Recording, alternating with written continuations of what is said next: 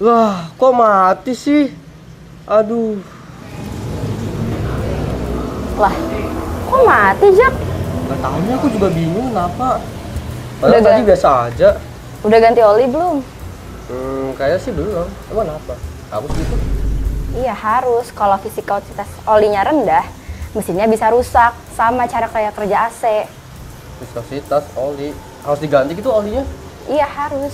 Ngapain? Oli kan mahal. Mending buat jajan. Lah terus, sekarang kita berangkat sekolah gimana, Jak? Aduh, yaudah deh. Tak dorong deh sampai bengkel sono. Untung di sini ada bengkel deket-deket sini. Ayo udah, sono dorong. Aduh.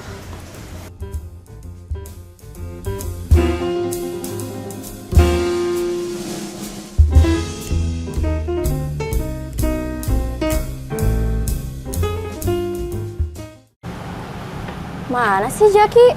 Lama banget. Udah jam berapa ini?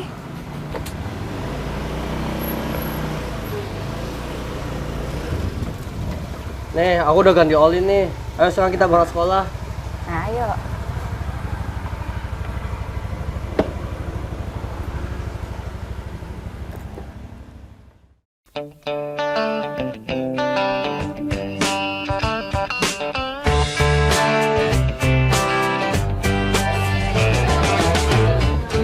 Ngerjain apaan, Ki?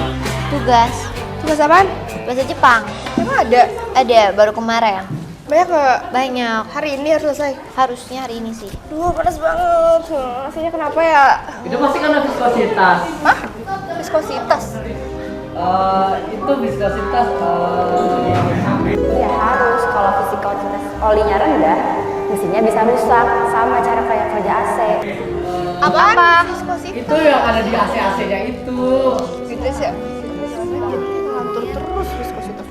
Kayak bener aja. Tahu, gak jelas banget sumpah. Ini tuh ngomong sendiri. Kalian masih bingung tentang viskositas? Mau tahu penjelasan lengkapnya nggak? Mau. Kalian juga mau tahu nggak? Langsung aja yuk ke penjelasannya.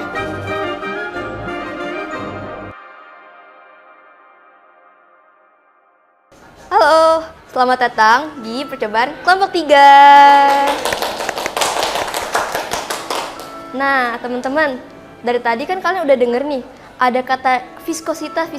Nah, sebenarnya viskositas itu apaan sih? Nah, jadi viskositas itu adalah sifat atau ukuran dari kekentalan zat fluida. Nah, kita bisa ngebuktiin viskositas tersebut lewat sebuah percobaan nih. Alat dan bahannya apa aja sih? Nah, pertama, di sini kita bisa nyiapin 3 gelas dan juga kelereng 3 buah aja. Kemudian kita juga siapin air, minyak goreng, dan juga sabun cuci piring. Nah, jangan lupa juga pakai stopwatch buat ngitung seberapa lama si kelerengnya ini jatuh nih ke dalam cairannya. Nah, gimana sih cara kerjanya? Nah, buat langkah yang pertama, kita siapin dulu nih cairannya kayak air, minyak, sampai cuci piring ke dalam gelasnya. Nah, kalau udah, tinggal kita siapin deh timernya.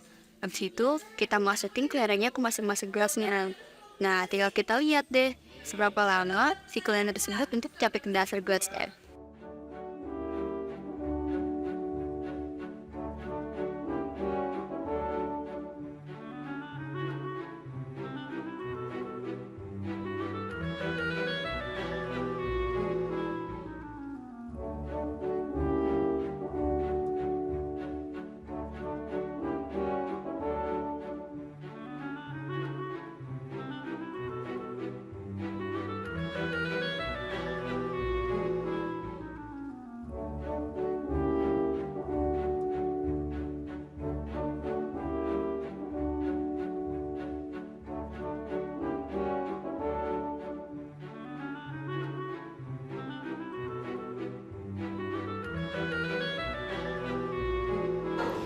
Nah, itu dia guys tadi percobaannya. Dari percobaan tadi, kita bisa tahu bahwa di sini sabun cuci piring itu gaya hambat viskositasnya lebih tinggi. Kenapa? Karena si kelerengnya ini butuh waktu paling lama buat sampai ke dasarnya dibandingkan dari minyak dan juga air. Nah, di sini minyak itu gaya viskositasnya lebih tinggi dibandingkan air karena tadi dia yang kedua paling lama buat sampai ke dasarnya, sedangkan air itu paling cepat buat sampai ke dasar. Nah, itu dia guys percobaan dari kelompok 3. Langsung aja yuk kita bahas soalnya. Halo semuanya, selamat datang di pembahasan soal viskositas dan juga pembahasan teoritis dari viskositas itu sendiri. Bersama saya, ya bajunya udah beda, orangnya juga beda, belum masuk ke video. Jadi ya sebenarnya sama, masih kelompok 3 juga. Belum beda kelompok ya. Soalnya memang satu video ini full kelompok 3. Nah, jadi ya kita langsung aja bahas ke gimana sih viskositas itu dalam fisika. Nah, tadi kan udah ada penjelasannya. Viskositas kalau secara umumnya ya jelas kekentalan gitu ya, simpel aja gitu. Cuman kalau misalkan dalam fisika itu sendiri gimana sih? Nah, saat tahun sekitar abad 19 itu ada namanya George Stokes yang dimana dia menemukan dan menganalisa rumusan dari viskositas itu sendiri, dan ternyata dia menemukan juga ternyata viskositas itu 11-12 sama kayak gaya gesek pada benda padat. Cuma bedanya ini fluida ya, berbeda. Jadinya di sini karena viskositas itu akan menghambat benda yang melewati fluida tersebut. Kita ambil contoh yang tadi sudah dilakukan eksperimennya oleh teman saya sebelumnya. Nah, gitu. Jadinya ya semakin tinggi viskositasnya, gaya hambatnya semakin tinggi. Kurang lebih gaya hambat itu sama aja kayak gaya gesek pada benda padat gitu. Nah, selanjutnya sendiri itu gimana sih rumusan si Stokes ini? Oke, jadi kita langsung aja ke pembahasan soalnya dan rumusannya. Nah, pembahasan soal rumusan di sini tadi udah dijelasin ya, dari hukum Stokes, itu siapa Stokesnya dan ya ditemukannya pada abad keberapa. Dan sekarang kita langsung aja ke pembahasan soalnya. Nah, tapi sebelum itu kita perlu mengetahui dulu rumusan yang dibuat Stokes itu sendiri dari Stokes Law atau hukum Stokes. Di sini ada 2 rumusan. Yang pertama ada gaya hambat dan juga rumusan buat koefisien viskositasnya. Nah, jadinya ya ini beda gaya hambat dengan koefisien viskositasnya. Koefisien viskositas ini untuk menjelaskan seberapa viskos suatu fluida. Namun kalau untuk gaya hambatnya ya pasti gaya hambat. Kayak yang tadi aku bilang, kayaknya aku belum bilang deh. Ya pokoknya yang gaya hambat ini seperti kayak gaya gesek kalau misalkan di benda padat. Nah, cuman ini versinya fluida. Nah, untuk fluida di sini sebenarnya kita bisa pakai dua-duanya. Mau fluida udara, gas, cairan, nah itu masih masuk fluida. Selagi dia bergerak-gerak gitu ya. Gak yang solid kayak benda padat tuh, nah itu udah beda lagi rumusnya. Jadi ya kalau udah benda padat biasanya masuknya ke rumus Newton. Cuman karena ini fluida, kita masuk ke hukum Stokes. Gitu. Nah, di sini dari rumusan gaya hambat dulu kita mulai ya. Gaya hambat sama dengan 6pi, pi untuk lingkaran, dikalikan dengan koefisien viskositas, dikali dengan kecepatan dari bolanya dan juga jari-jari dari bola itu sendiri. Nah, di sini harus memakai SI untuk mendapatkan rumusnya. Jadinya kalau misalkan di soal nggak pakai satuan internasional, kalian harus konversi dulu jadinya. Gitu. Nah, selanjutnya juga di sini ada koefisien viskositas, yaitu rumusnya 2 dikali R pangkat 2 atau jari-jari pangkat 2. Habis itu nanti ada tanda kurung gitu, rho bola itu massa jenis dari bola itu sendiri dan juga dikurangi oleh rho dari massa jenis fluida.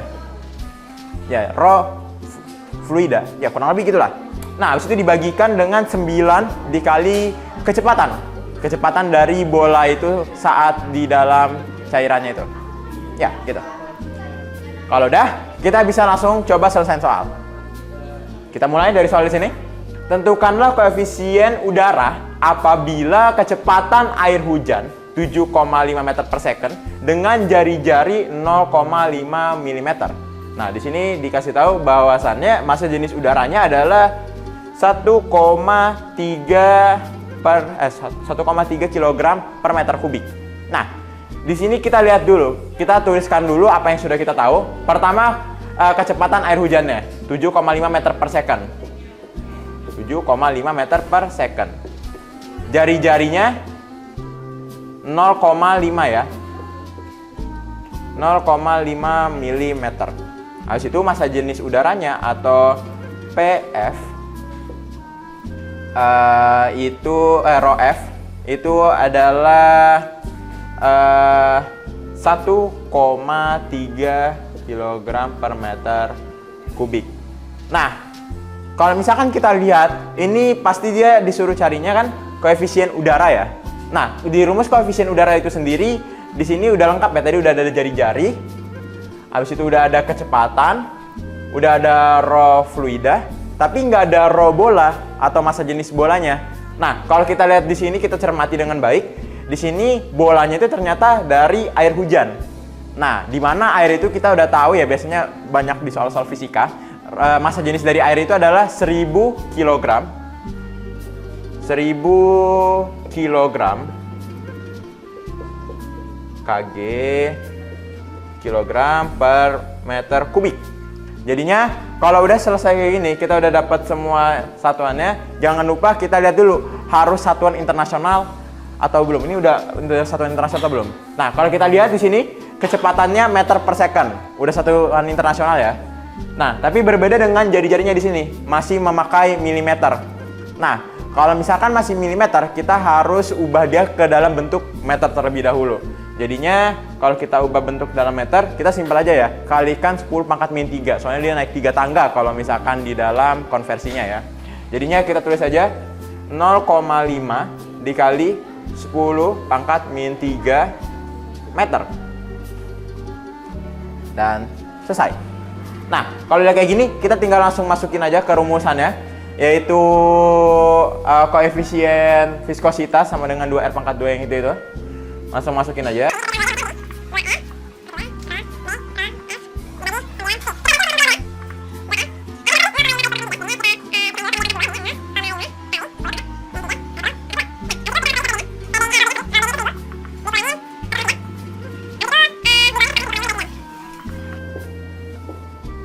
Nah, kalau udah kayak gini, tinggal masuk aja ke perhitungannya. Tinggal lanjut aja ke perhitungannya. Nah, di sini langsung masukin, kalau misalkan ada pangkat 2 kan langsung di kedua-duanya gitu. Habis itu jadinya langsung rho 2 dikalikan 0,5 pangkat 2 berarti dikali 2,5 kali 10 pangkat min 6. Habis itu di sini dikalikan lagi 1000 dikurangin 1,3 itu sekitar 990 8,7 ya. Habis itu 7,5 dikali 9. 7,5 dikali 9. Berapa? Saya kagak tahu. Kita butuh bantuan teknologi modern ya guys ya. Karena sudah ada teknologi, kita pakai teknologi. Oh ya, mungkin satu kalau misalkan di soal lingkungan itu, apalagi mungkin banyak pengalaman kayak gini, ya biasanya diperbolehkan untuk menggunakan kalkulator, cuma tidak untuk di soal saya sepertinya. Jadinya langsung aja kita kalikan 7,5 dikali dengan 9 ya. 67,5. Jadi dibagi 67,5. 67,5. Nah, jadi lanjut. Ini angkanya nggak cantik, nggak apa-apa. Soalnya yang apa namanya, yang ngebahas soalnya udah terlalu cantik untuk dilihat.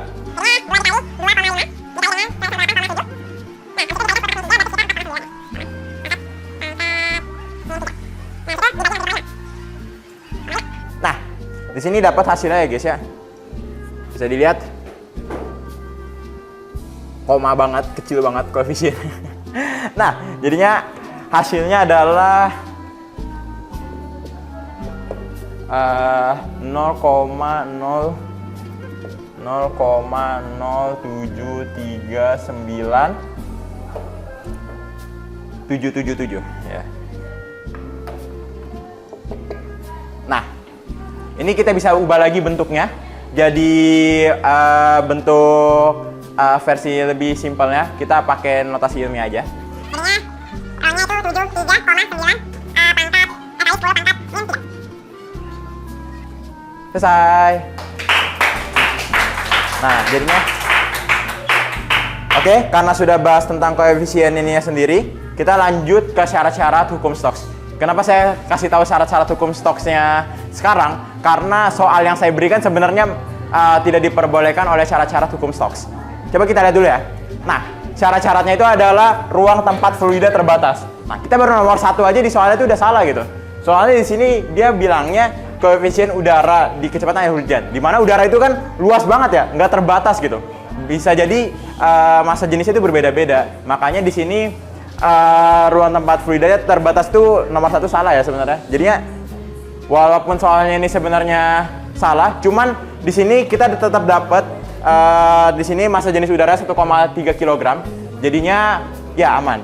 Selagi masih ada massa jenisnya masih spesifik, itu masih bisa pakai hukum Stokes. Nah, selanjutnya adalah tidak ada turbulensi. Karena di sini dia memakai tetesan air, dia kan berbentuk bulat ya, tetesan air. Jadinya tidak akan ada turbulensi. Kalau misalkan ada turbulensi, itu tidak bisa memakai hukum Stokes, itu masih memakai hukum-hukum lanjutannya. Cuman karena kita masih fokusnya ke fluida statis, jadinya ya kita belum masuk ke bab tersebut. Selanjutnya adalah kecepatan yang tidak besar. Soalnya kalau kecepatannya terlalu besar itu ya jadi gak linear, gak jadi aliran yang laminar, dan ya gak bisa pakai hukum Stokes kalau udah ada turbulensinya. Gitu. Oke, jadi sekian untuk pembahasan soalnya.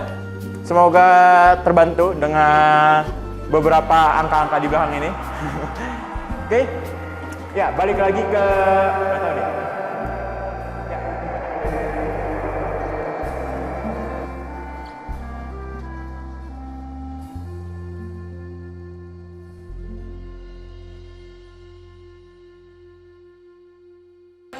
Nah, jadi gitu guys.